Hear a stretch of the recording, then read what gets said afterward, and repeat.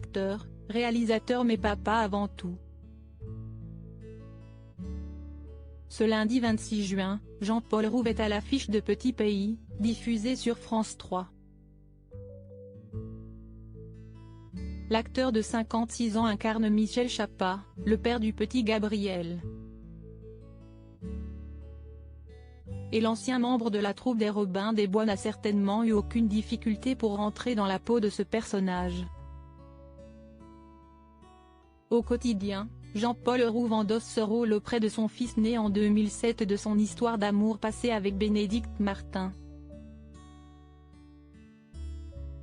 Lorsque ce dernier a pointé le bout de son nez, l'interprète de Jeff Tuch a décidé de le baptiser Clotaire. Un prénom original derrière lequel se cache une belle histoire. Alors qu'il était en pleine promotion pour le film Le Trésor du petit Nicolas sur le plateau de C'est à vous sur France 5, le 18 octobre 2021, le comédien est revenu sur l'origine du prénom de son unique fils. Comme il l'a rappelé, Jean-Paul Rouve a découvert ce personnage lorsqu'il n'était qu'un jeune garçon.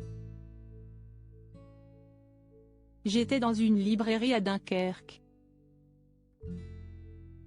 Il y avait un rayon jeunesse et je me souviens du premier livre que ma marraine m'a offert, s'est-il souvenu.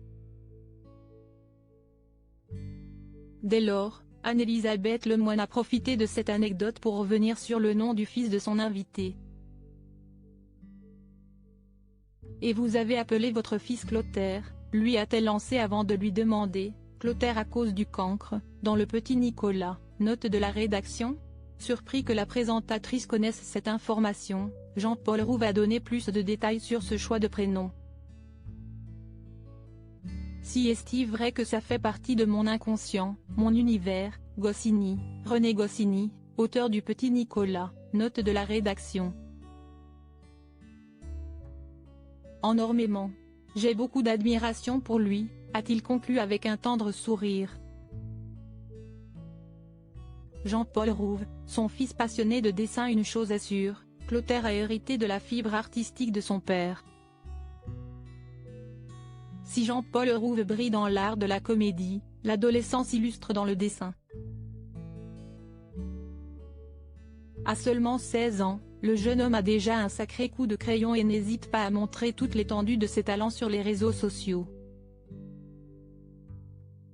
Derrière le pseudonyme Pencil-Baclo, Clotaire partage de temps à autre ses croquis sur son compte Instagram.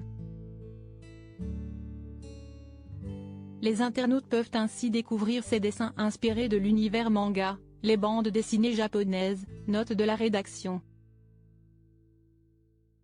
S'il ne marche pas dans les pas de son père Jean-Paul Rouve, Clotaire mènera peut-être une belle carrière dans le dessin comme René Goscinny. Crédit photo, Coadic Guirec.